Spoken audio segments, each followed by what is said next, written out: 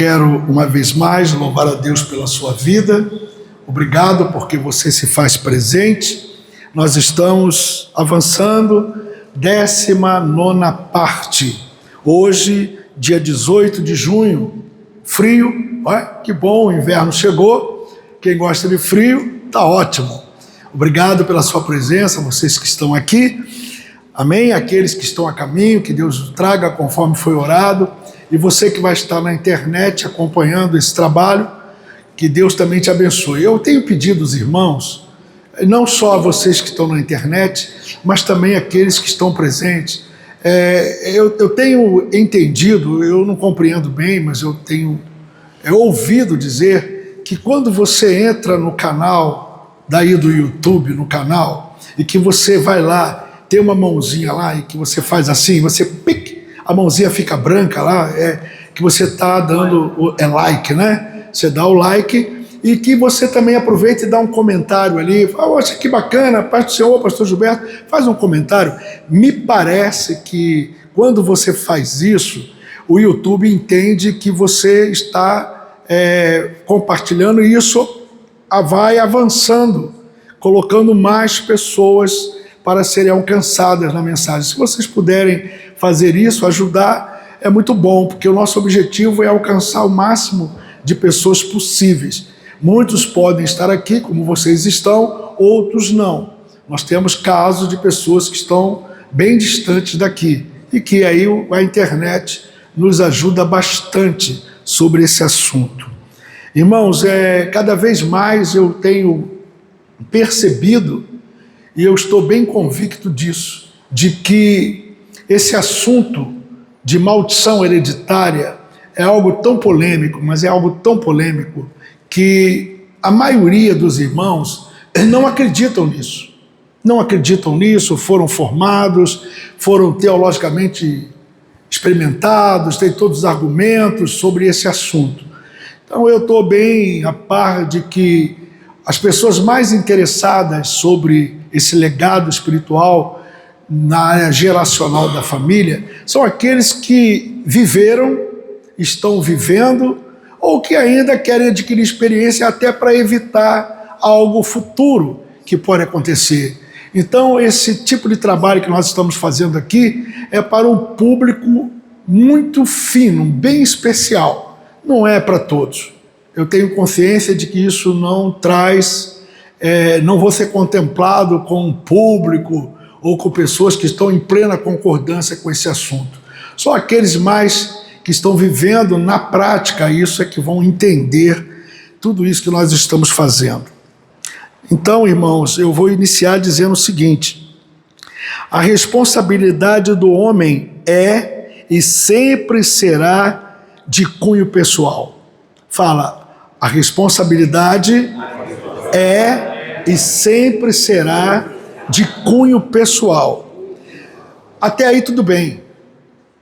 Você faz algo que desagrada a Deus, porque nós estamos falando de pecado, de transgressão, e certamente esse pecado, ele é pessoal. Ele é pessoal.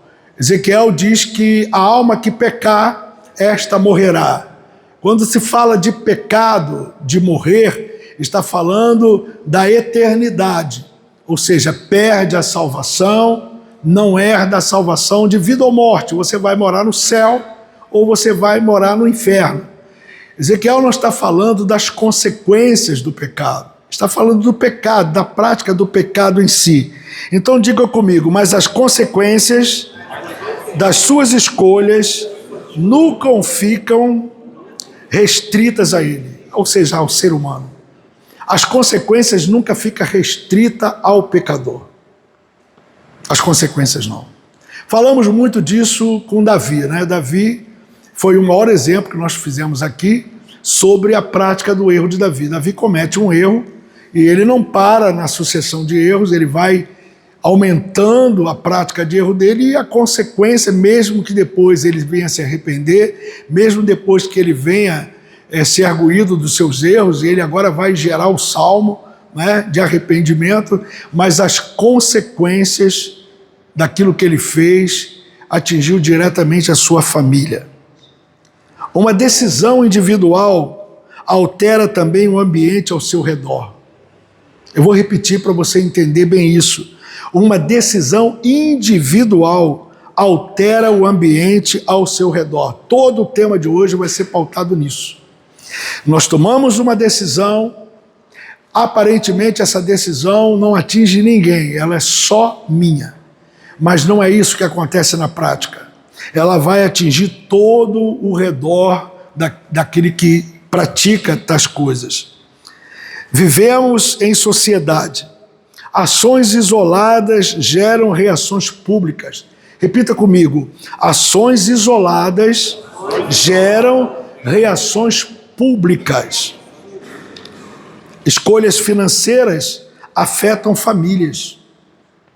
Uma má administração financeira atinge a família toda. Ok? Quem não administra a sua vida financeira, não atinge só ele que é o administrador.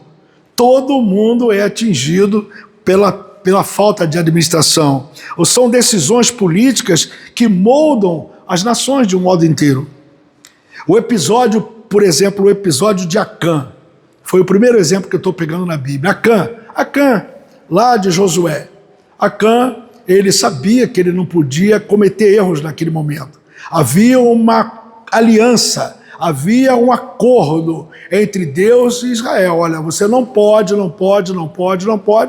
E ele agora vai estabelecer regras por conta própria, decisões pessoais, ok? Acã está registrado no livro de Josué, no capítulo 7. Ele ilustra perfeitamente como a decisão de uma única pessoa, ele vai destruir a paz de toda uma coletividade. A decisão de Acã de pegar aqueles utensílios lá de Jericó, ele trouxe consequências para o povo inteiro. Não caiu só no colo dele, certo que ele pagou por aquilo que ele fez, mas a família dele e todo Israel teve consequências disso. Embora apenas Acã tenha cobiçado, roubado e escondido os despojos proibidos lá de Jericó, a resposta de Deus para Josué foi categórica. Deus não disse Acã pecou, Acã cometeu o erro, Acã vai pagar pelo preço dele. O que Deus diz para Josué, quando Josué está questionando a derrota naquela batalha, Deus está dizendo para Josué, está dizendo, olha só, Israel pecou. Quem foi que pecou? Foi Acã. Deus poderia dizer assim, não, Acã pecou. Acã, ele escondeu prata, ouro debaixo da sua tenda, com o consentimento da sua família, a família dele errou. Não, Deus agora ele vai olhar de forma coletiva.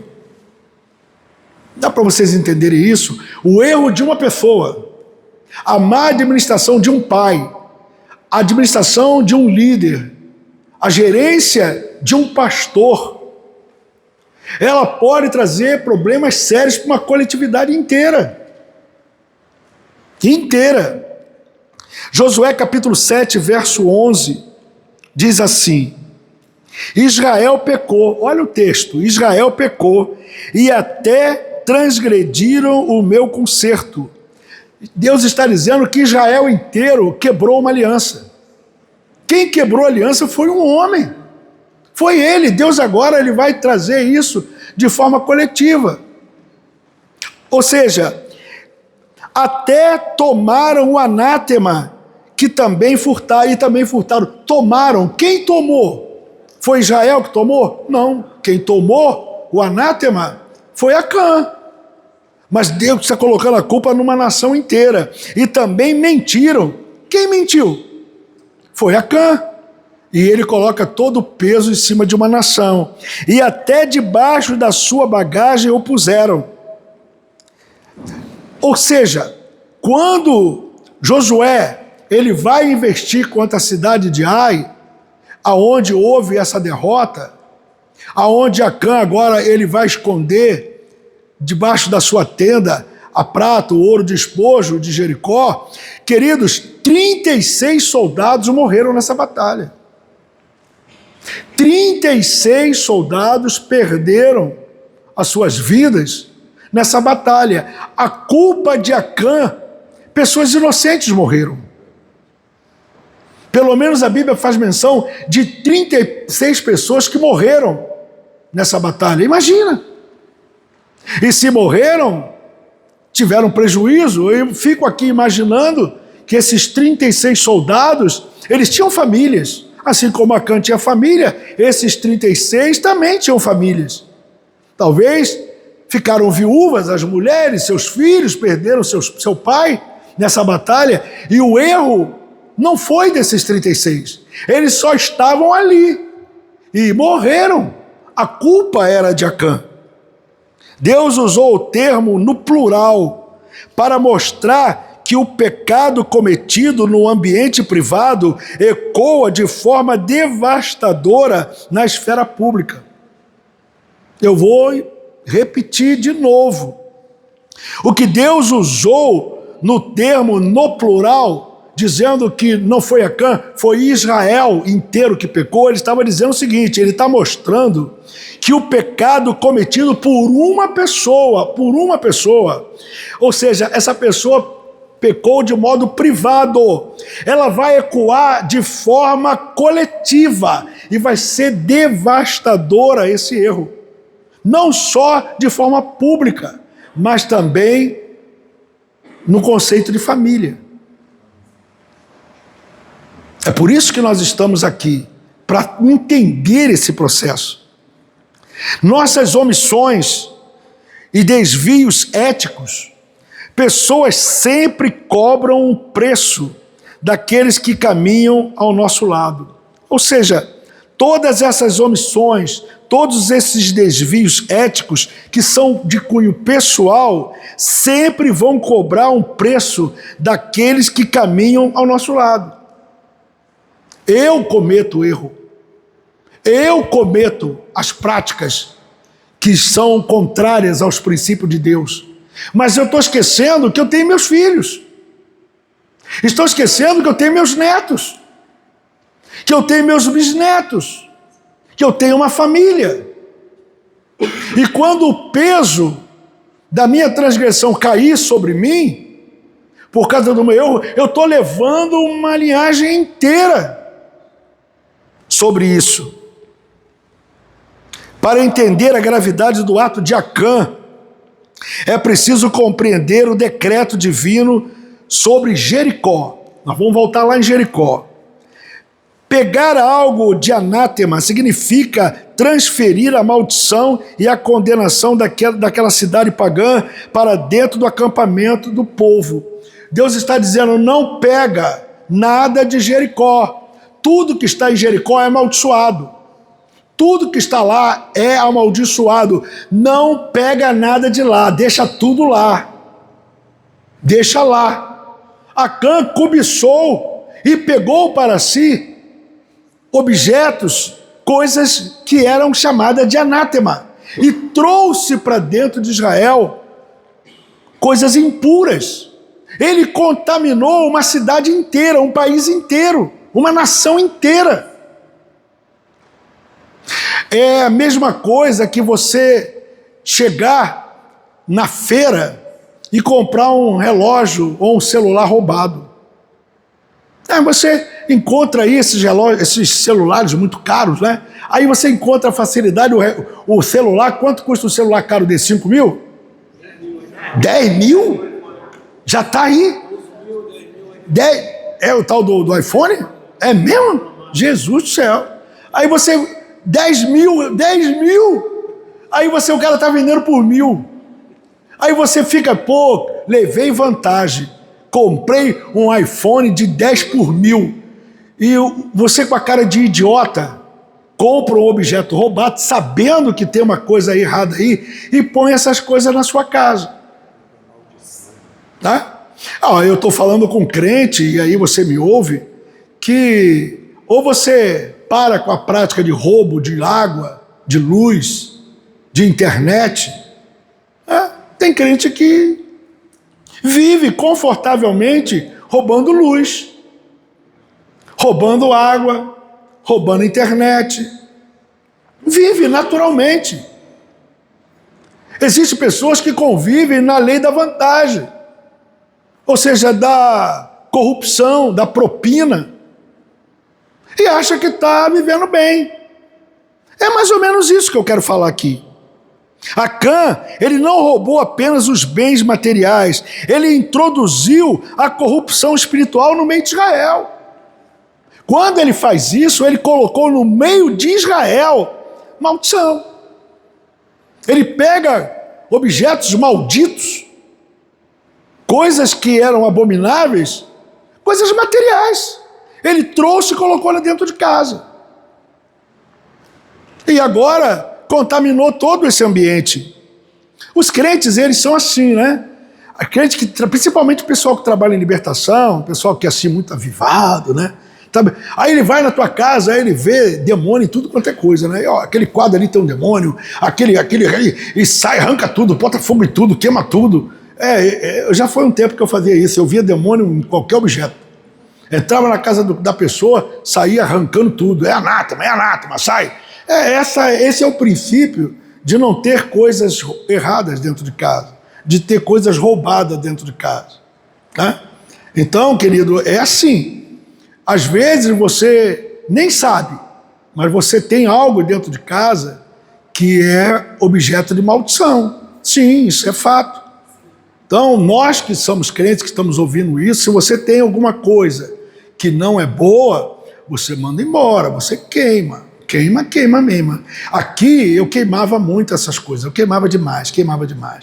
Para você ter uma ideia, quando eu fiz, não sei se quem trabalhava comigo lá na Elade sabe que eu fiz o anátema, né? Então eu, de armas de fogo, de computadores, celulares, objetos caríssimos. Eu lembro uma vez, eu queimava aqui, que era a minha casa, mas eu queimava mais ou menos aqui. Aqui tinha um gramado muito grande, e eu queimava tudo isso aqui. Só de material pornográfico que eu queimei, são crentes, são servos e servas de Deus com muito material pornográfico, mas é pornografia pesada, objetos, DVDs, estavam lá na casa dos crentes, estavam lá, né? Eu lembro, eu até comentei um dia dessa vez, você Josué estava vendo, eu na hora de queimar aqui, eram sacos de objetos, tudo fruto de roubo, né? Eu estava aqui e de repente eu abri uma caixa e dentro dessa caixa tinha um relógio. E eu olhei o relógio, mas pensa num relógio. E o que eu fiz? Peguei o relógio, olhei o relógio, botei do lado. Não queimei, pelo menos naquele momento de Jeová, esse relógio aqui tem a minha cara. Depois eu continuei queimando, e encontrei um óculos de piloto. Não é Ray-Ban, não, aquele outro é um óculos. Como é que é? É um troço lindo, rapaz. Eu disse, rapaz, botei do lado. E muito dólar, eu disse, botei do lado. E tênis, tudo, celular assim, mais de 20. E eu tinha, qual era a ordem? Queima tudo, não deixa nada. Engraçado. Imagina que eu que proclamei o anátema, agora eu vou ficar com o relógio, vou ficar com o óculos. Você está amarrado, vai tudo para o fogo, vai tudo para o inferno. É impressionante como a gente quer tirar vantagem de alguma coisa que sabe que está errado. Essas coisas não fazem bem dentro da nossa casa. Não fazem, acredite nisso. Você não importa o valor. Nesse interim, uma pessoa me chamou para falar sobre esse assunto, me levou na casa dele. E eu fui na casa dele, imaginando que ele me traria alguma coisa, que o objeto... Não, ele disse, eu quero que você seja testemunha do que eu vou fazer aqui agora. Ele morava no segundo andar de um edifício, de um prédio, e ele pegou, abriu a janela, pegou a televisão dele novinha, pegou a televisão, olhou para baixo, olhou no quintalzinho que tinha lá, ele pegou a televisão e pá! Jogou a televisão lá embaixo, a televisão quebrou tudo. Pegou o DVD dele, jogou e quebrou tudo. Eu disse, por que você fez isso? Eu falei assim, pastor, eu não tenho condições de ter televisão, muito menos DVD, porque as coisas que eu mais fazia com esse aparelho telefônico, o que eu mais fazia com esse aparelho era pornografia. Não quero. E também não quero dar para ninguém. Isso aqui foi um instrumento de mau funcionamento, eu não quero mais. Destruiu tudo. E eu falei assim, rapaz, nunca mais esqueci isso. Nunca mais esqueci. Então, queridos, a coisa é muito séria com relação a isso. A perda da cobertura espiritual.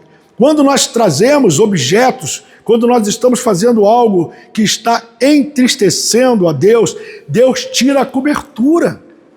Ele tira a cobertura, ok? Deus não abençoa um corpo que está contaminado. E quando eu falo de corpo, não estou falando só da prática do corpo, da nossa carne. Eu falo de um todo. No caso de Acã, o que foi contaminado foi objetos, foi utensílios que ele pegou e colocou dentro da casa dele. E você acredita que tem crente que faz isso? Sempre tentando tirar vantagem? A derrota na cidade de Ai foi a consequência natural da retirada da presença manifesta de Deus por meio deles. Josué perde essa batalha exatamente porque Deus tirou a cobertura. E por que Deus tirou a cobertura? A cidade era pequena, não tinha grandes necessidades de enviar uma tropa. Mandou poucos soldados. Morreram 36 soldados, 36 homens inocentes morreram nessa batalha por culpa de um homem só. Porque Deus tirou a proteção. Deus tirou, deixou ele ir sozinho.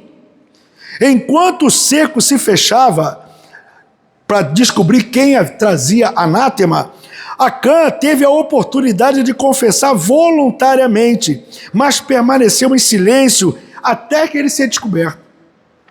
E agora, Deus revela a Josué e diz assim, olha, tem anátema, tem pecado.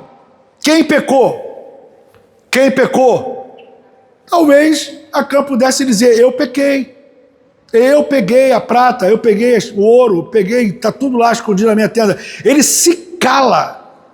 Aumentando a prática do erro, da omissão, ele agora vai acrescentar problema na vida dele. Ele se cala.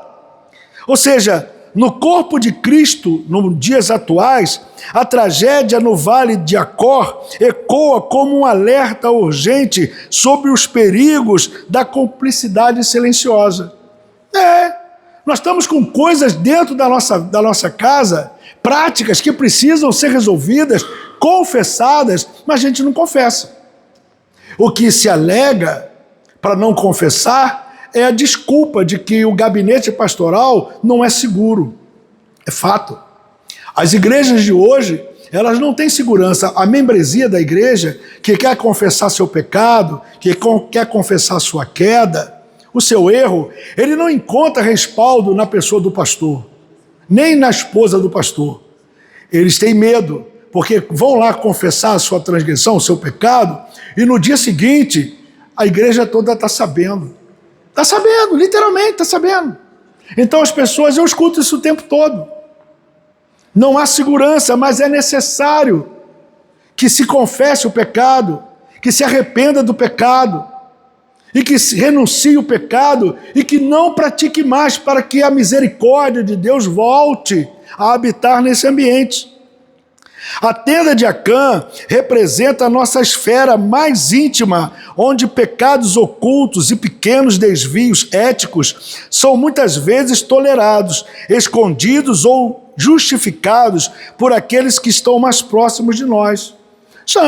Existem muitos pecados, existe muita transgressão que estão ocultas, ficam ocultas. Quando a consciência dói um pouquinho mais, é na ceia a pessoa fica assim meia, eu não vou cear, né? Aí o crente não vai cear, né? Não ceia, eu não posso pegar nessa ceia, deixa para a próxima. Tem alguma coisa ali que a consciência está dizendo para ele, procura o pastor da igreja, converse com o pastor da igreja, fale com ele. Ele é o teu líder, ele é Deus representado na terra para aliviar essa dor, esses tormentos, mas as pessoas se calam. Elas se calam. E muitas vezes isso acontece no cunho de família. Há toda uma união em cima do problema. Na cultura contemporânea, cada um cuida da sua própria vida. A igreja frequentemente confunde o amor e a lealdade familiar com a omissão diante do erro. Ou seja, esquecendo que o silêncio que protege o pecado é o mesmo que adoece uma comunidade inteira. Quando a gente se cala pelo pecado, quando a gente não fala, que a gente não confessa, nós estamos trazendo problemas sérios, não é para a família não, é para uma comunidade inteira. É isso que nós estamos vendo aqui. Na prática, quando uma liderança, ou um cônjuge, ou um membro do corpo de fé decide acobertar uma falha moral sobre o chão de sua convivência, toda a igreja local sofre uma paralisia espiritual invisível. É como a liderança da igreja estivesse em grande pecado. A liderança da igreja, ou seja, toda a cúpula da igreja está combinada em uma prática de pecado ou tem consciência de um erro e não faz nada, cobrindo um ao outro, protegendo um ao outro. O Espírito de Deus sai. E a igreja fica sozinha e a membresia sofre. Quando Josué envia Israel para lutar contra a cidade de Ai, ele mandou poucos soldados. E perderam a batalha e Josué agora está assustado. Disse, bom, onde é que eu errei? O que foi que eu fiz agora de errado para que isso acontecesse? Aí Deus, não, rapaz, fica tranquilo. Fica tranquilo. Israel pecou. Israel pecou? Como assim? Israel pecou, quebrou a minha aliança. E por que quebrou a minha aliança? Eu não fui com eles nessa batalha. E eles perderam por isso. E agrega que pessoas inocentes morrem por causa disso. Isso, no nosso tempo atual, é a mesma coisa. Quando nós encobrimos pecados, erros, transgressões, que o Espírito está dizendo claramente que isso tem que ser resolvido, tem que ser transparente, tem que ser falado, tem que ser confessado. Quando a gente se omite, se cala, um cobre o outro e protege o erro, Deus se retira da família, Deus se retira da igreja. E aí não tem milagre, aqui não tem cura, não tem libertação. Famílias inteiras e ministérios perdem o poder da manifestação da presença de Deus. Ou seja, fracassando em batalhas espirituais, ou seja, batalhas simples, perdem, porque há um só anátema oculto retendo essa graça. Às vezes, um anátema dentro da igreja acaba com tudo. Um membro da igreja que está ocultando o pecado acaba com tudo. Não só destrói a sua família, destrói uma coletividade toda, um grupo imenso de pessoas. A restauração do poder espiritual e a vitória da igreja hoje não dependem de novas estratégias ou de atrativos, mas sim de uma corajosa purificação interna. O que a igreja precisa hoje é de uma purificação interna. Confissão de pecado. Não é da minha época, mas antigamente me parece que tinha um confessionário. O confessionário era isso. É igual a igreja católica, tem lá o confessionário. Você vai lá e confessa o seu pecado, e se arrepende do pecado, porque você confessa ele, você abandona o pecado e você encontra de Deus misericórdia. Então isso parou. Nós estamos acumulando uma transgressão aqui, outra ali, um pecado aqui, outro ali, e não há confissão dessas coisas. E nem tão pouco existe um arrependimento, até porque a igreja não fala sobre isso, então deixa rolar, deixa quieto. Precisamos resgatar o compromisso de confrontar o erro em amor dentro das nossas casas. Ou seja, em congregações, entendo exatamente isso, que a verdadeira proteção espiritual consiste em expor o pecado à luz, porque para que o corpo seja curado. Isso tem que ser transparente. Não se faz mais isso. Não há mais ninguém, nenhuma igreja faz um levante desse tipo. A atitude de Geazi. Falamos de Acã, não falamos? E Geazi? Geazi, ele repete o padrão autodestrutivo de Acã. Ele vai cometer o mesmo erro. O mesmo erro. A busca pelo ganho pessoal fácil em detrimento à integridade espiritual. Ao correr atrás de Naamã, ele não cometeu apenas um deslize ético, mas traiu o ministério de Eliseu e distorceu a própria mensagem da graça divina. Assim como Acã escondeu os bens na tenda, Geazi guardou a prata e as roupas em casa e se apresentou a Eliseu como se nada tivesse acontecido. Cara de pau!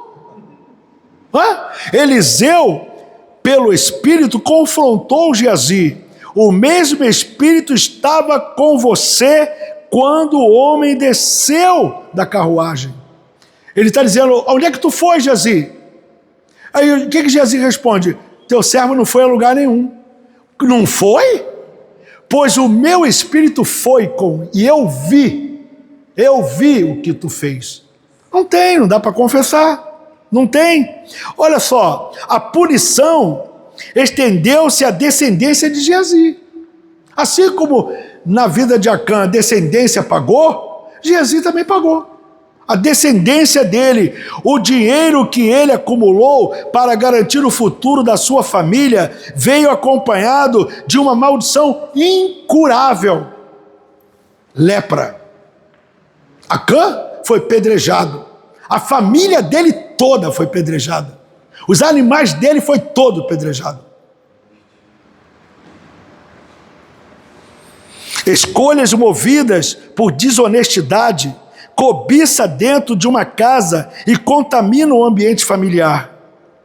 Pais que priorizam os bens materiais acima dos valores do reino de Deus, frequentemente legam aos seus filhos a lepra espiritual. É um legado. Eu vou repetir isso. Pais que priorizam os bens materiais acima dos valores do reino de Deus, frequentemente legado aos filhos uma lepra espiritual, o materialismo, a frieza de coração e a ausência da presença de Deus. Essa é a herança. Essa é a herança que o pai deixa para os filhos. Talvez aqui entre nós haja alguém que esteja passando por isso. O pai não fez o trabalho de casa, o filho está pagando. E se o filho não fizer, o filho do filho vai pagar também. Essa é a lei, eu preguei isso domingo. A lei natural e a lei espiritual. Ficou muito claro isso. O relato de Ananias e Zafira, lá em Atos capítulo 5, verso 1, representa o ápice desse padrão bíblico do Novo Testamento. Se no Antigo Testamento o erro de Acã paralisou o exército de Israel, no início da igreja primitiva, a mentira desse casal ameaçou a pureza do corpo de Cristo. Foi uma ofensa direta ao Espírito Santo. E qual foi a consequência? Na nossa realidade, mostra que a cumplicidade familiar ao blindar o pecado, sabe o que é cumplicidade familiar? É o acerto entre um e o outro de não, deixa escondido, não fala não. É quando existe um acordo familiar do pecado.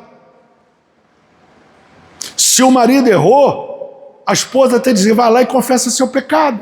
Se a esposa errou, vai lá, confessa seu pecado. Se o filho errou, vai lá, confessa seu pecado. Se a filha errou, vai lá, confessa o pecado. Mas a família, ela fecha, ela blinda isso, achando que não vai acontecer nada. E a igreja, não sabendo de nada, porque ela não tem uma bolinha mágica aqui para acertar tudo, né? Então ela não confessa, a igreja não sabe. Aí é um aqui, outro lá, outro cá. Daqui a pouco nós temos uma igreja cheia de gente doente, aonde o Espírito de Deus sai. E aí o pastor, como o papel de Josué, E o pastor está dizendo, o que houve com a igreja, Deus? Aí Deus disse, a tua igreja está cheia de anátema. A sua igreja, a igreja que você está dirigindo, estão escondendo anátema. Todo mundo esconde anátema. Ninguém confessa.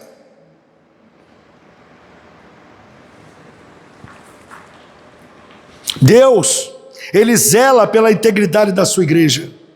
Embora hoje não vejamos mortes físicas imediatas, como na igreja primitiva, o julgamento espiritual é real.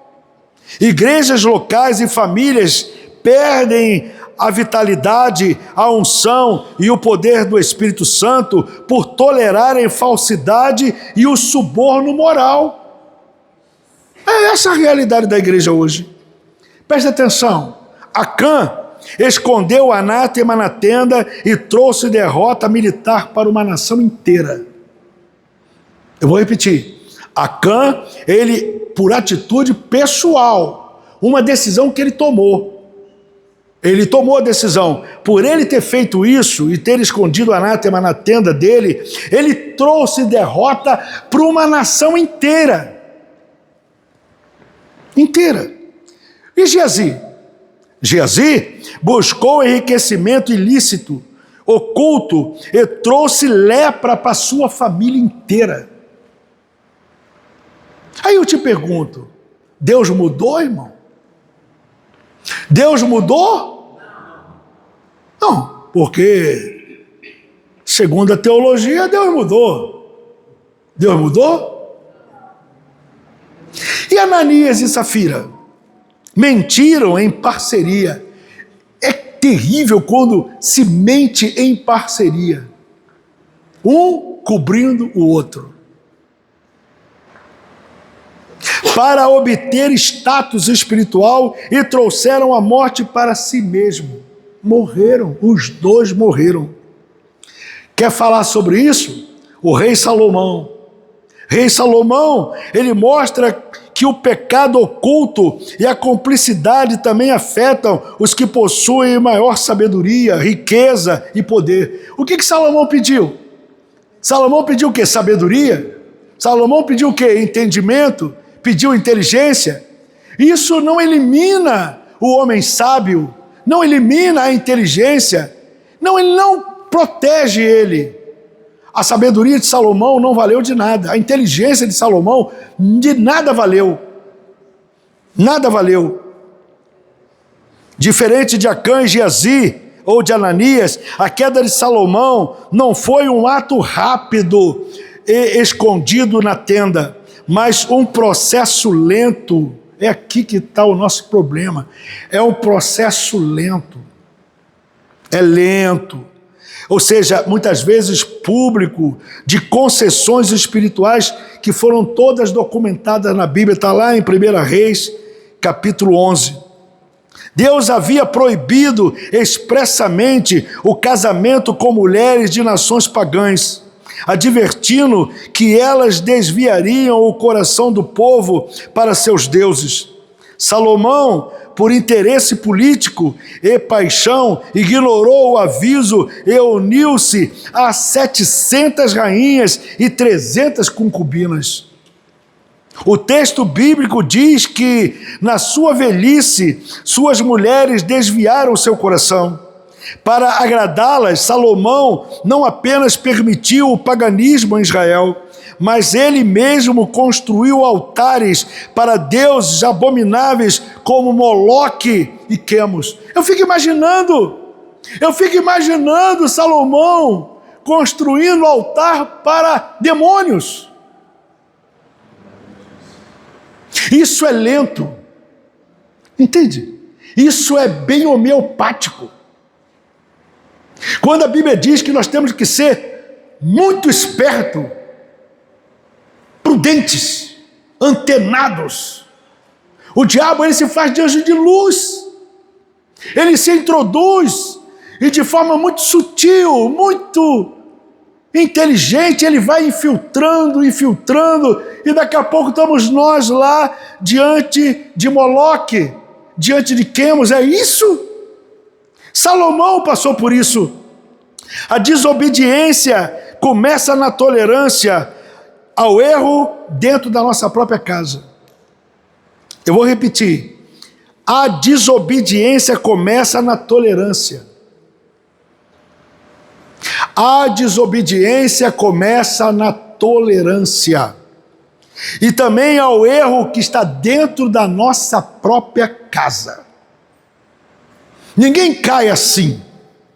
Ninguém é exposto desse jeito.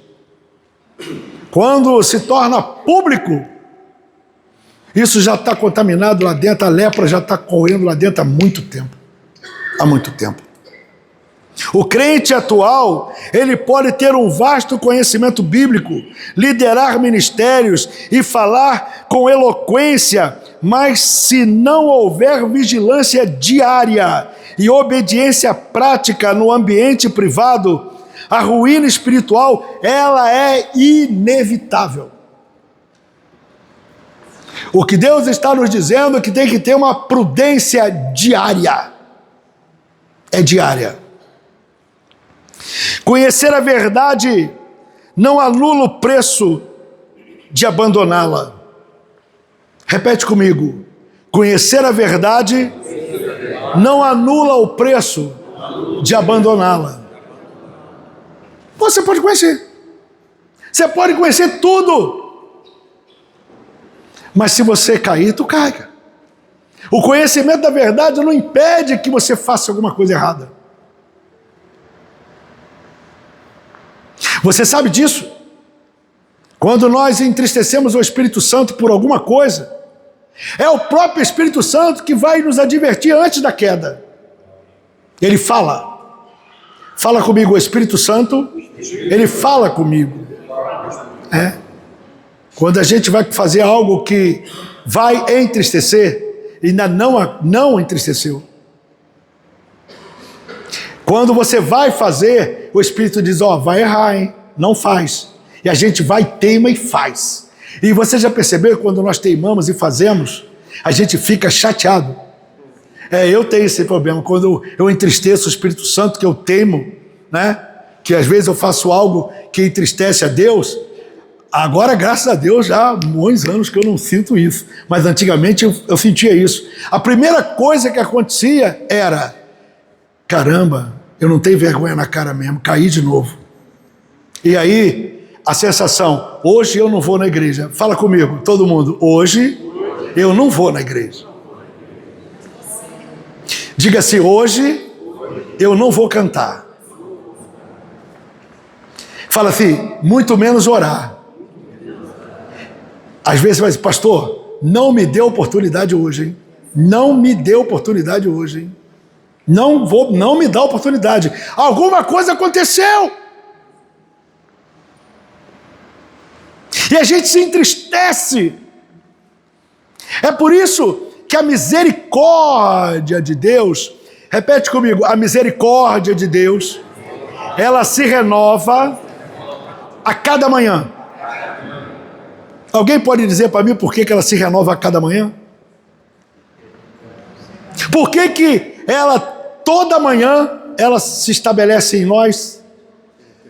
Exatamente por isso. Ela entra em nós, mas nós consumimos ela o dia todo. Quando chega de manhã, está zerado, tem que encher de novo. Todo dia isso. Todo dia. É a porção diária do Espírito Santo. Ela entra, pastor, de manhã, 6 horas da manhã, ela enche você. Durante o dia, tu queima tudo. Queima, tu não armazena, tu não faz depósito, tu destrói tudo, queima tudo. É como o carvão no fogo, queimou. De manhã, o que você tem de misericórdia? Nada, tu não tem nada, tu queimou tudo. Ela vai, Deus coloca a misericórdia de novo, ela se renova toda manhã. Fala, graças a Deus por isso. Diga assim, Jesus fez isso por mim. Dá um glória a Deus aí. É o que ele fez. A sentença de Deus para o erro pessoal de Salomão foi a devastadora a longo prazo. Foi. A queda de Salomão, ela foi a longo prazo. O quadro final de Salomão, se for fazer análise, ele vem caindo, há muito tempo. Por amor a Davi, Deus não fez isso durante a vida de Salomão, mas o castigo caiu sobre seu filho, Roboão. Foi isso. Salomão, ele fez algo muito ruim. Final do ministério dele. Destruiu tudo. E agora, qual é a herança que ele deixa para o filho dele? Para Roboão. Davi não, Deus teve misericórdia, Deus gostava de Davi, poupou Davi, mas Roboão? Roboão. Israel se dividiu em 2 reinos, culpa de Salomão, norte e sul, gerando séculos de guerras civis, gerando idolatria e, por fim, o exílio em Babilônia. Tudo feito, essa foi a herança de Salomão. As decisões de um líder espiritual, de um pai ou de uma mãe de família, deixam rastros para as próximas gerações. Eu estou falando para um público que sabe o que eu estou falando. Não é para aquele público que uma vez salvo, salvo para sempre. Não é para você. Eu estou falando quem está sentindo na carne. Eu vou repetir para você guardar isso. As decisões de um líder espiritual, ou de um pai, ou de uma mãe, da família, deixam rastros para as próximas gerações. As decisões de um pai, de uma mãe, de um líder espiritual, ele vai deixar um legado para as próximas gerações. O preço de uma vida de concessões e quebra de princípios raramente é pago não apenas por aquele que pecou, ele muitas vezes é cobrado na saúde espiritual dos seus próprios filhos e no testemunho da própria igreja. Salomão, ele fez concessões no próprio lar dele. Família. Ele abriu a porta da casa dele. Ele convidou o anátema para morar com ele. Ele convidou a idolatria, deuses abomináveis, e colocou dentro da casa dele. Ele gerou a divisão e a destruição de uma nação inteira.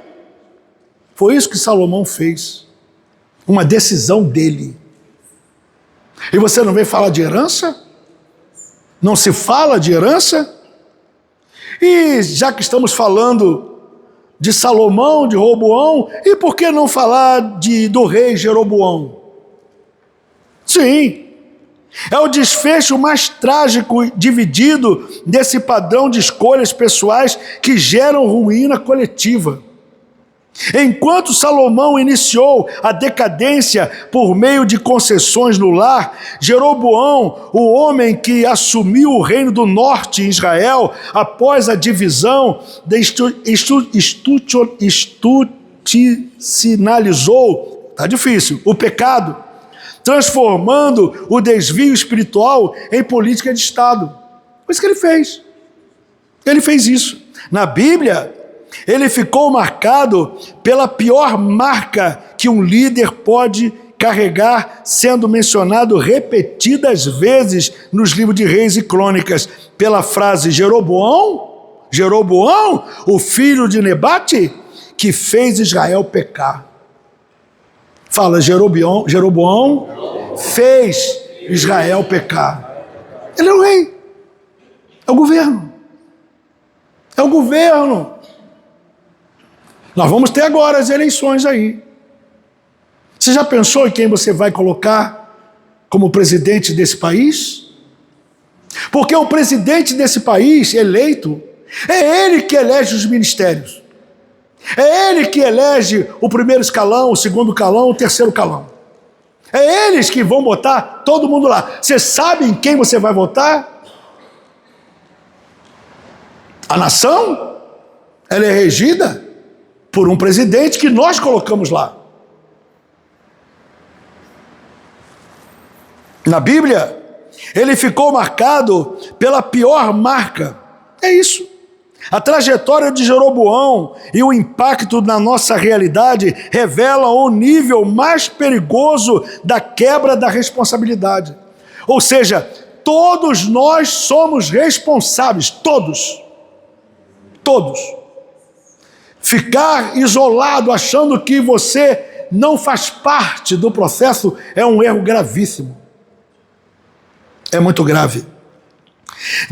Deus havia prometido a Jeroboão que firmaria sua dinastia.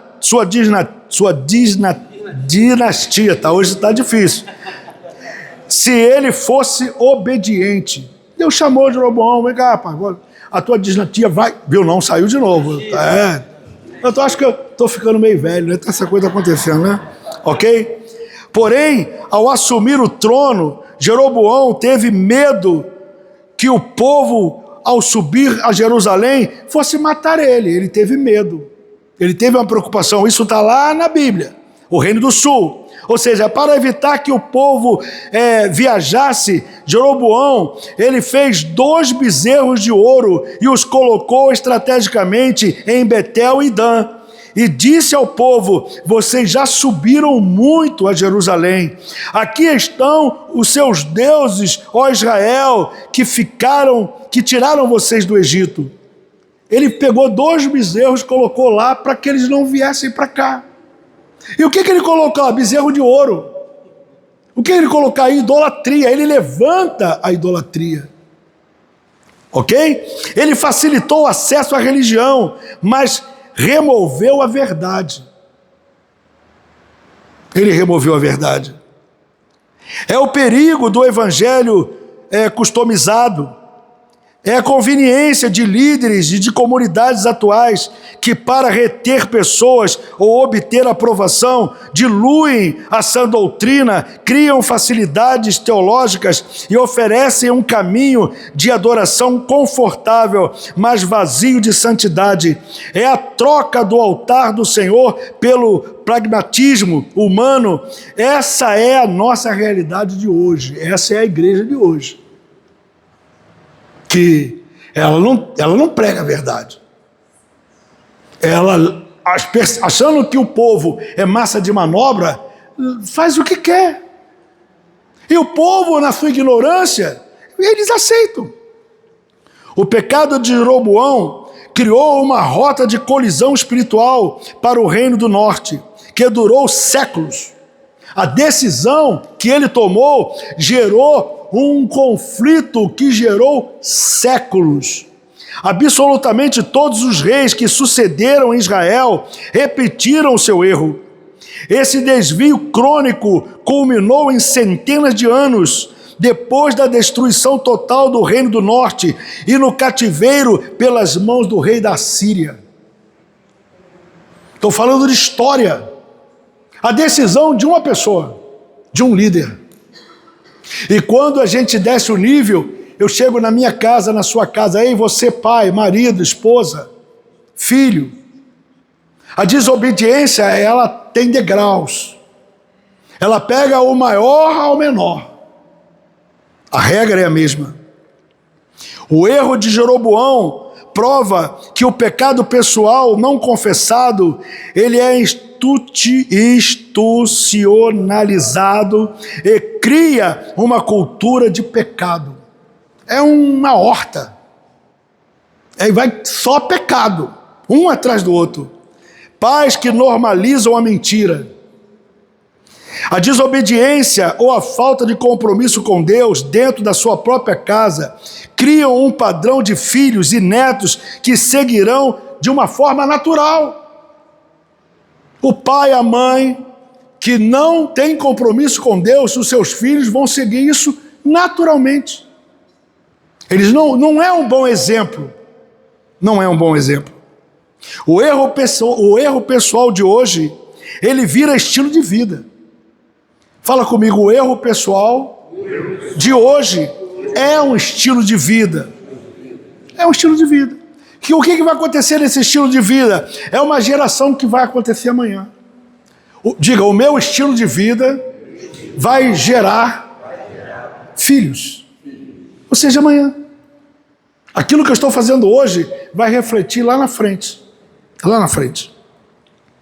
A escolha, ela é pessoal, mas as consequências nunca ficam restritas a quem escolheu. Nunca. Eclesiastes capítulo 12, verso 13. De tudo que tens ouvido, o fim é: teme a Deus e guarda os seus mandamentos, porque este é o dever de todo homem. Porque Deus há de trazer o juízo, toda obra e até tudo o que está encoberto, quer seja bom, quer seja mal. Sabe o que significa isso? Prestação de contas, amigo. Prestação de conta.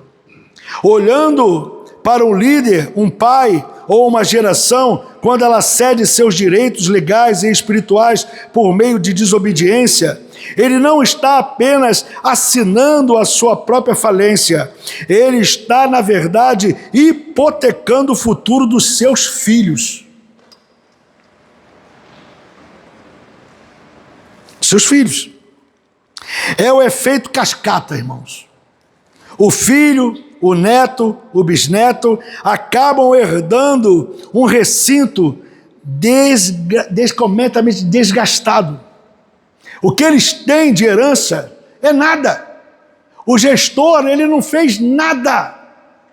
A herança para os seus filhos é nada, um ambiente espiritual totalmente contaminado e as inclinações de um caráter que cedeu ao erro pessoal, portanto, ganha contornos de extrema gravidade quando entendemos que o homem, ele é um portal.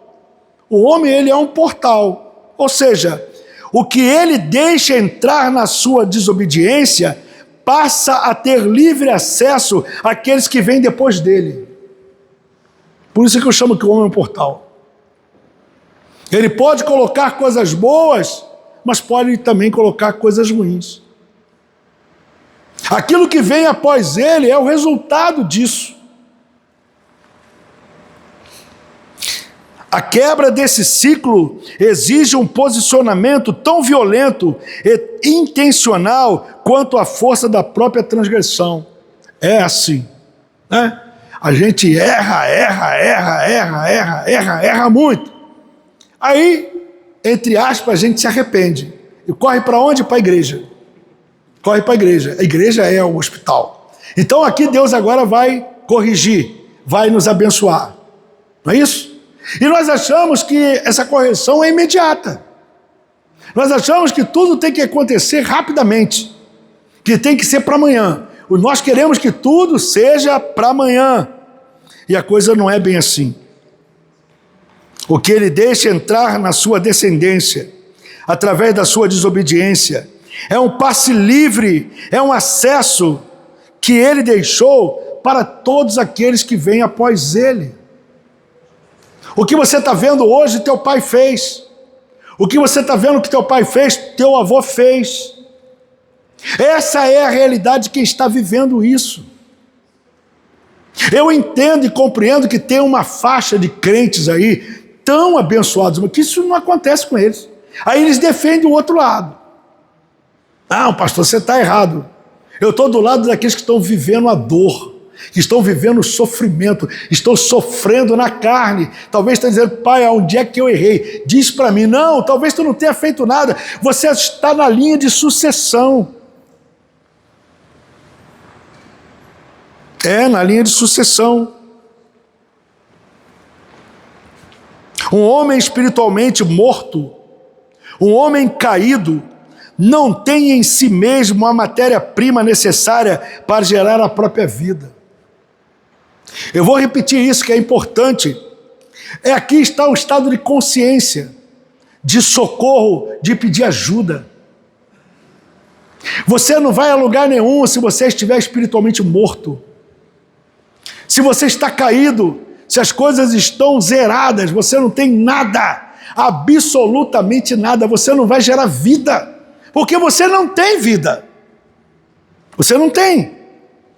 O homem espiritualmente morto, caído, não tem em si mesmo a matéria-prima necessária para gerar a sua própria vida. Da mesma forma, um cego não pode fabricar visão, ou um paralítico não pode ordenar os seus próprios músculos que andem. O ser humano é incapaz de cavar o seu próprio poço de salvação. Ele não tem condições de fazer isso. O mérito dele é zero. A incapacidade dele é total.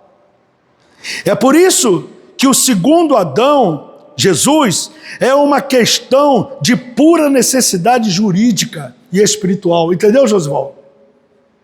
Aquilo que nós não podemos fazer, Jesus faz por nós. Aliás, diga, Jesus já fez por mim. Diga, eu só tenho que tomar posse. Ele já fez. O primeiro Adão representou a humanidade na sua falência. Quando você olha para Adão, ali está a falência. Quando tu olha para Adão, ali está a queda. Não há nada que Adão possa fazer por nós, a não ser jogar cada um de nós na herança do abismo. O que Adão deixou de herança para nós foi o pior possível. Mesmo sendo nosso pai, Adão não deixou uma herança boa para ninguém aqui. Tudo que ele deixou foi problema. Ele tinha saúde perfeita, mas escolheu a paralisia da desobediência, arrastando toda a linhagem para a mesma condição de cegueira e surdez espiritual. Foi isso que ele deixou para nós. Essa paralisia. Mas o segundo Adão, Jesus Cristo, ele entra em cena, ele entra no cenário não apenas para dar um bom exemplo, mas para operar uma substituição legal. Foi o que eu fiz hoje de manhã aqui. Foi o que nós fizemos de manhã aqui. Uma substituição legal. Neutralizar completamente o poder das trevas. O único que pode fazer isso é Jesus. Diga, fala comigo, é por isso que eu sou uma nova criatura. Diga, eu fui regenerado em Cristo Jesus. Diga, eu nasci de novo. Diga, eu nasci de novo. Boa. Eis que tudo se faz novo. Acabou, mas o diabo não quer que você entenda isso. Ele não quer que você compreenda isso, ele quer que você fique preso naquele cativeiro e que você continue cometendo os mesmos erros que você sempre cometeu. Ele assume a nossa incapacidade, ele cumpre as exigências da justiça que nós jamais conseguiríamos cumprir e estende as suas mãos milagrosas para fazer o que o homem, por esforço próprio, nunca poderia fazer. Nunca. A salvação, portanto, não é uma cooperação de méritos entre Deus e o homem. É um ato de resgate de um naufrágio inconsciente. O milagre da restauração da alma é a autoria da execução exclusiva de Cristo. É exclusiva. A salvação de cada um de nós, ela é exclusiva. Cristo. Qualquer um que apresentar outro Salvador é anátema, é mentira. É mentira. Ao homem resta o reconhecimento da sua completa falência e a recepção desse favor imerecido. Os crentes de hoje, eles entram nas igrejas tentando negociar a sua própria cura. O que tu vê hoje é isso, é negociar a sua cura. Eles se apresentam diante do altar com as mãos trêmulas, paralisadas, mas carregam no peito o orgulho absurdo de quem imagina possuir algum mérito. Tem orações, né? Tem orador, Deus, dá ordem. Dá ordem. Tu vai fazer isso, e tu vai fazer aquilo, e tu tem que visitar aquele, e tu tem que fazer aquilo. Eu vou dizer, Jesus, o homem agora que manda. Ele determina que Deus faça as coisas, né? É o vaso mandando no olheiro. Meu Pai do céu. A grande ilusão desta geração é acreditar que a salvação é um processo de melhoria, um ajuste de conduta ou uma reforma moral, ou simplesmente isso é de uma bengala espiritual. Ele se contenta com tudo, mas a verdade legal da soberania divina não admite termos de concessões ou nenhum tipo de remendo. Se o homem achar que 1%, eu vou explicar isso para vocês. Se o homem, na cabeça dele, ele achar que 1% de capacidade dele de salvar a si mesmo, se ele tiver 1% da capacidade dele de salvar a si mesmo, ele jamais vai voltar para Cristo. Ele se agarra nesse 1% e vai morrer ali. Quantas vezes nós ouvimos no nosso gabinete: pastor, eu vim aqui, o senhor é o meu último recurso, a Cristo é o teu último recurso. A gente faz de tudo, busca Deus em último lugar. Deus é o último recurso. Esse único % de justiça própria é o veneno que blinda o coração do orgulhoso. É a mentira sutil que diz que o paralítico pode caminhar se apenas se esforçar demais. Por isso, a mensagem do púlpito e as páginas do compêndio não podem ser suaves.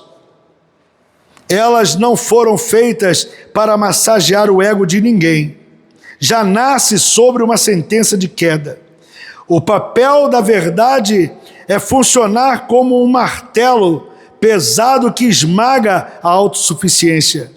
É preciso esfregar na consciência humana o peso brutal da realidade da herança maldita e expor as vísceras da falência que recebemos como herança direta do primeiro pai.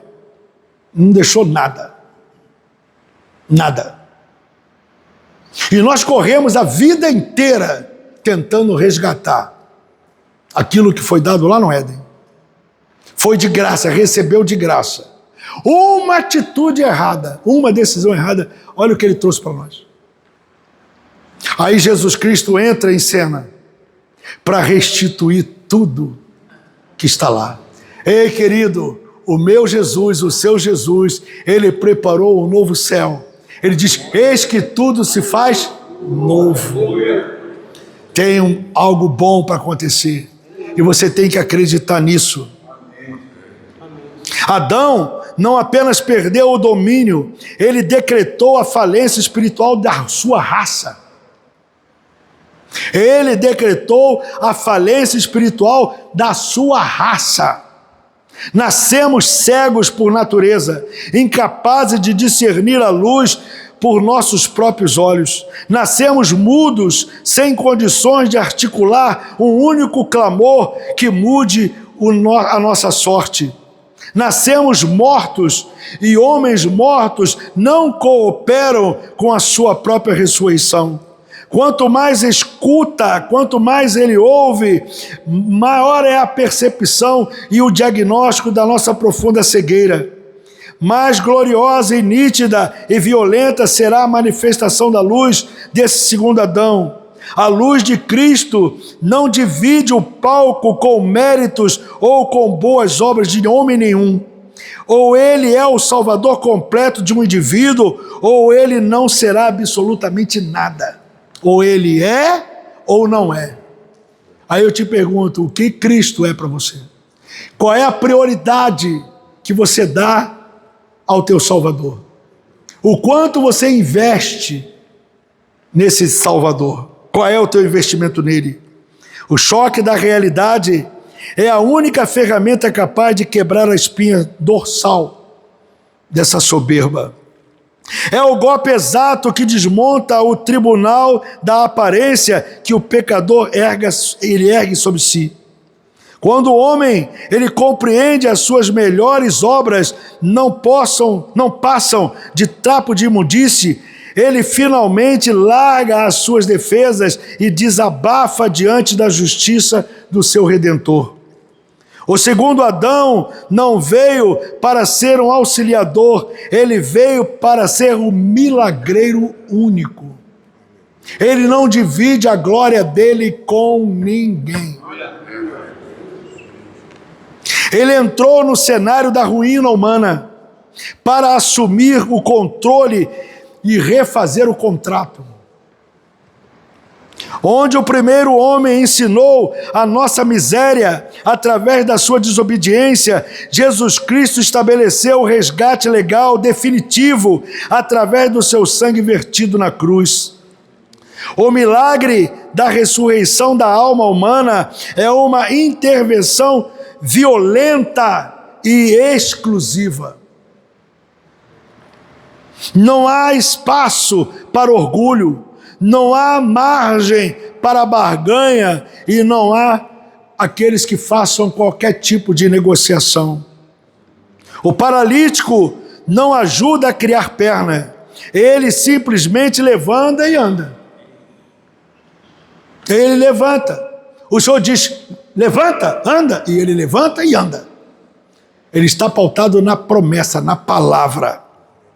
O cego, ele não reconstrói a sua própria retina, ele apenas abre os olhos e vê. Quero ver, então veja. Esse é o Cristo que nos salva, que nos liberta, que nos dá entendimento. Glória a Deus. É esta clareza cirúrgica que separa a verdade da conversão do mero verniz religioso. Que o homem seja reduzido ao pó na sua total e completa incapacidade espiritual, para que, ao olhar para a cruz, ele reconheça que a vida eterna é graça pura. Nós vamos receber a vida eterna, isso é de graça. Toma posse. Aquilo que foi perdido está sendo restaurado para mim e para você agora. A igreja precisa pregar isso. E que a glória da salvação pertence do início ao fim unicamente a esse segundo Adão. Adão não se sentou com a serpente. Presta atenção. Adão não conversou com a serpente. Ele não falou com a serpente. Ele não ouviu os argumentos dessa serpente. Ele não debateu com ela. Ele não foi seduzido diretamente pela retórica do engano. Quem fez isso foi Eva. Para o tribunal dos homens, ele poderia alegar: eu só comi o que ela me deu. Mas para a justiça divina, essa alegação é nula. Se você está passando um cheque para alguém que tu não conhece, e se esse cheque é um ilícito, e se a pessoa que você passou o cheque, ela for presa, e se a autoridade policial pega esse cheque assinado por você, você é cúmplice. Mesmo que tu não tenha cometido crime, tu é cúmplice. É isso. Ao aceitar o fruto em silêncio, Adão validou o diálogo que ele não ouviu. Ele carimbou a rebeldia. No direito humano, se você empresta seu nome, o seu CPF ou assina um contrato sobre a influência de terceiros, a dívida e o crime continua sendo seu. Isso é jurídico. Foi o que Adão fez. O oficial de justiça não quer saber quem te convenceu, ele quer saber de quem é a assinatura desse documento. Assinou. Adão foi lá e assinou. Ao se omitir, Adão não foi apenas uma vítima da sua esposa, ele foi cúmplice majoritário que legalizou a queda da humanidade inteira.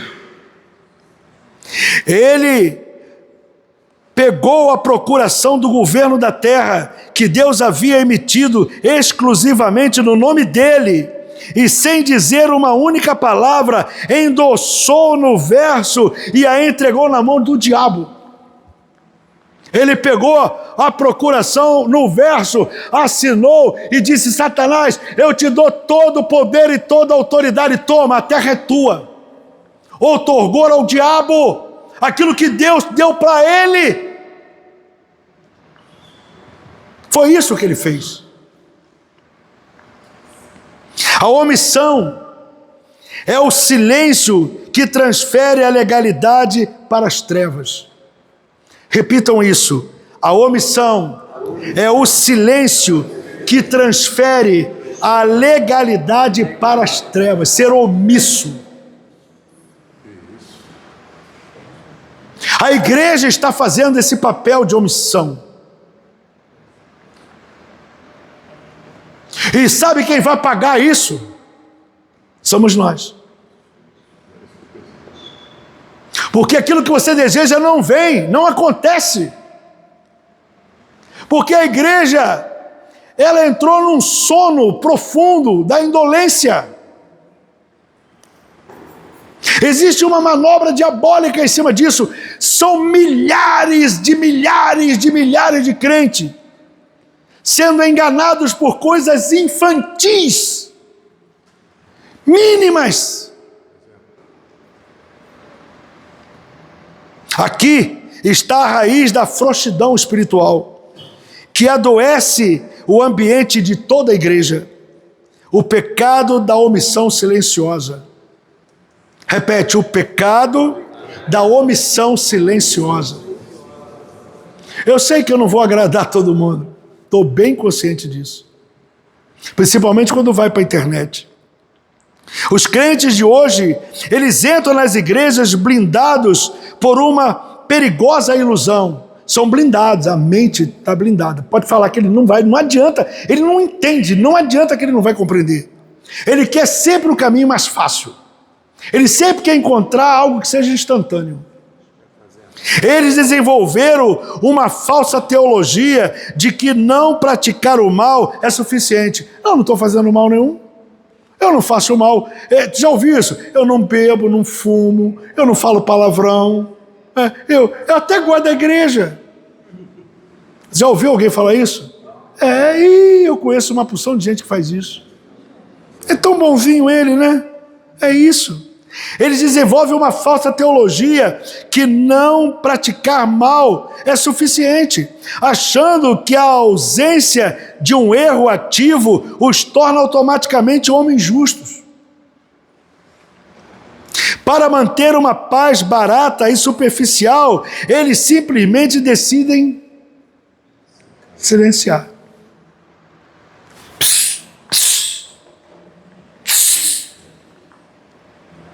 Vamos mudar o estatuto da igreja para cobrir pecado. Vamos mudar o estatuto da igreja porque nós temos que beneficiar politicamente. Porque esse pastor aqui, se for a público, vai gerar escândalo. Então todo mundo se cala, não pode anunciar a queda porque a queda vai gerar escândalo e todo mundo se silencia. E a igreja sofre. E o interessante de tudo é que numa Assembleia Geral de Obreiros, e meus amados irmãos, estamos aqui mudando o estatuto da igreja, segundo o artigo tal, parágrafo tal, inciso tal, estava escrito, agora nós alteramos o estatuto. Agora o pastor da igreja tem direitos, aí vai nos direitos, que eram todos considerados anátema, estava errado, agora pode, para beneficiar o cara. E a igreja, quem concorda diz amém, a igreja toda levanta a mão e dá amém. Ninguém levanta a mão, para. Ninguém levanta. Meus amados irmãos, hoje estamos trazendo aqui o candidato a presidente da República, estamos trazendo aqui o candidato a senador, o candidato a deputado federal. Esse aqui vai ser o prefeito da cidade. Esse aqui, por favor, prefeito, vem aqui. Todo mundo vota nele, hein? Todo mundo vota nele, hein? Não tem um crente que diz, maluco, isso aqui não é lugar de política. Essa igreja não prega política. Tira esse cara daí do altar.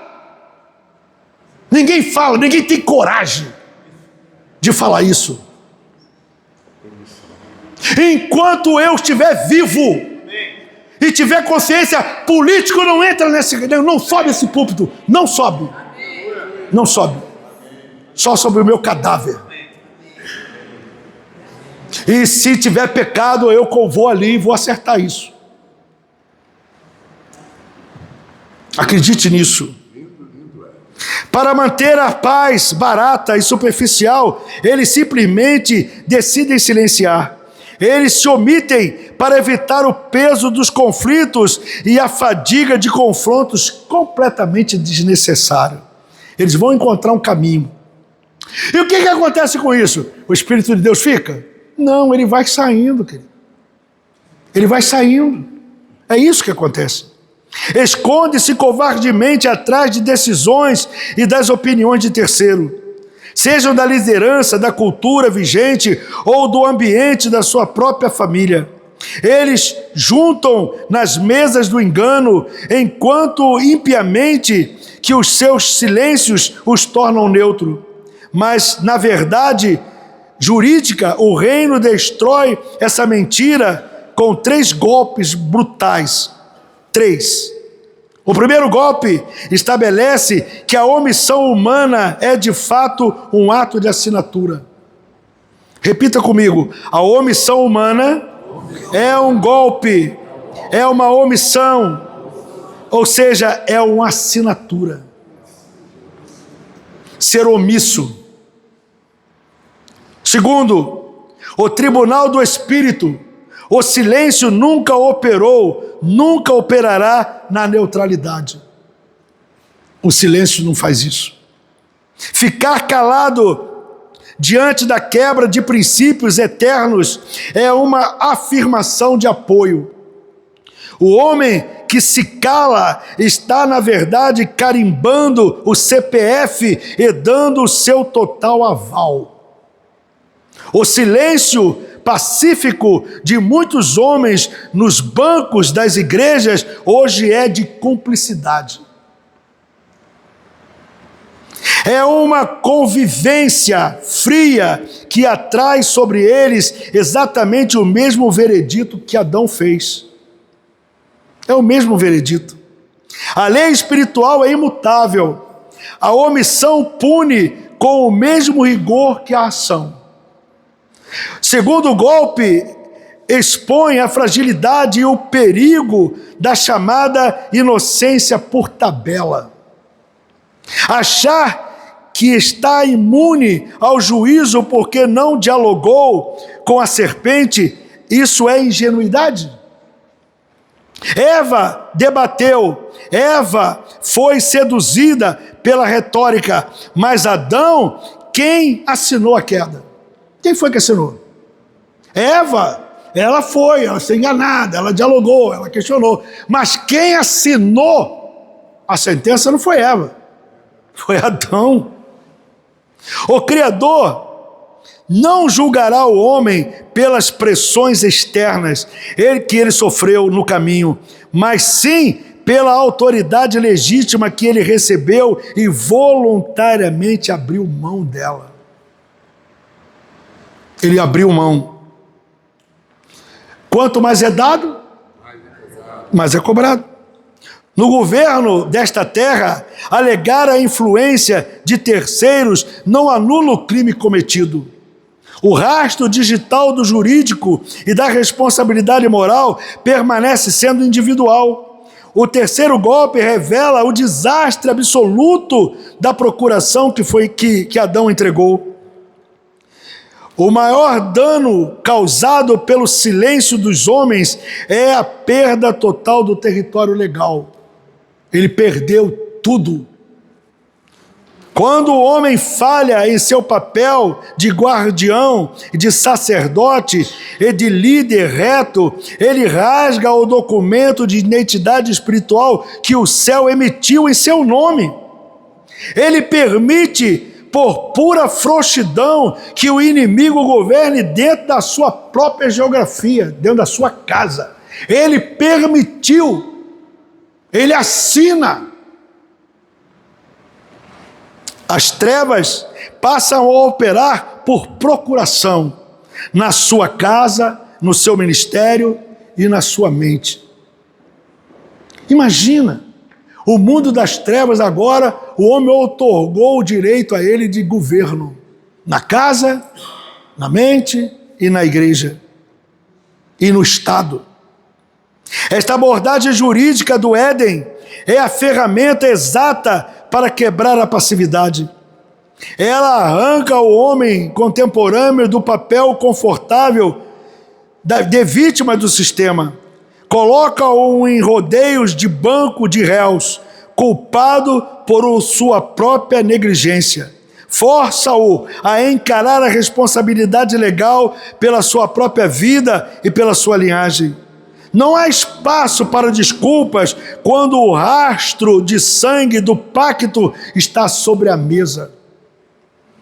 O altar não aceita desculpas de quem apenas assistiu o erro, ou seja, deixou e permitiu esse agir. O chamado para o homem de Deus exige uma postura de confronto e de integridade. Presta atenção. A neutralidade é o tapete vermelho que a omissão estende para a ruína entrar. Eu vou repetir. A neutralidade, ela é o tapete vermelho que a omissão estende para a ruína entrar. Quem governa por direito não pode se dar ao luxo de se comportar como espectador. O tempo de revogar a procuração que foram entregues ao engano pelo silêncio. É hora de retornar o controle legal dos territórios que foram cedidos pela fraqueza. O tribunal da história cobrará caro a cada um de nós, pai, mãe, filho, cada um de nós que se omite nas nossas gerações. Que o choque desta realidade jurídica desperte aqueles que dormem uma falsa paz. Que a soberba seja esmagada pelo peso da responsabilidade a que nós fomos delegados. O resgate da herança exige um posicionamento que seja firme, claro e audível. Um homem posicionado em Deus vale mais do que uma multidão daqueles que se calam. Eu vou repetir, eu gostei disso aqui. Um homem, vamos lá, todo mundo. Um homem posicionado em Deus vale mais do que uma multidão que se cala. Um homem vale mais do que uma multidão. A assinatura do justo deve ser colocada apenas nos decretos da vida e também da santidade. Ali você põe a tua mão e assina. Aonde houver justiça, aonde houver santidade, ali estou eu. Assina. Chega de ceder a direitos legais daquilo que o segundo Adão, ele reconquistou na cruz. Você não precisa mais fazer, ele já fez. Está feito. Diga, o trabalho que eu deveria fazer e que seria impossível, Jesus fez por mim. É isso. O governo espiritual da sua casa, da sua história, pertence unicamente a você, meu irmão. Assume o seu posto de sentinela e não permita que o erro passe sem julgamento. Erga sua voz, guarde o território, governe com justiça o que o céu te confiou. O código genético humano, ele é corrompido. Ninguém precisa assinar uma criança ao mentir ou a ser egoísta. Ela é passivo do comportamento. Ela já vem embutida no DNA adâmico. Entendam a gravidade disso. A primeira grande maldição hereditária da história não começou com uma feitiçaria na esquina. Ela começou no Éden. A herança começou no Éden. Adão era um homem rico, dono de uma herança bendita, que incluía paz, saúde, autoridade, comunhão. Mas ele tomou uma decisão errada, quebrou a aliança e faliu a sua posteridade. Na prática, essa afirmação ilustra como a falência de uma liderança destrói não apenas o líder, mas todo o seu ecossistema e as gerações futuras. Adão não perdeu apenas a posse material, ele perdeu o capital existencial que sustentava a sua vida e a dos seus filhos. Antes da queda, a riqueza de Adão era composta por 4 ativos intangíveis no valor infinito. Primeira, paz. Paz. A ausência completa de ansiedade. Ele não tinha medo, não tinha culpa, não tinha complexo de inferioridade. Segundo, saúde. O corpo perfeito, imune à degeneração, doenças, dores e o envelhecimento. Não existia isso. A outra, autoridade, governo legítimo sobre a terra. Ele gerenciava o ecossistema com sabedoria, sem precisar de força, exercícios ou opressão. Outra, comunhão. Acesso direto à fonte. Ele conversava com o Criador sem intermediário, sem rituais, sem barreiras emocionais. Tudo isso foi perdido. E aí, querido? O que é que nós estamos fazendo da nossa vida? Quais são as decisões que nós estamos tomando? Lembre-se, o que está sendo colocado na pauta aqui não são coisas terrenas. Não são coisas materiais. Deus sabe que nós precisamos de cada uma delas. O que está sendo discutido aqui é a vida eterna. Ou nós vamos viver com Deus no céu, ou viveremos sem Deus no inferno. Você escolhe. Nós escolhemos. Vai para casa, pense. Isso vai longe ainda, tem muita coisa para tratar. Que Deus abençoe vocês, muito obrigado.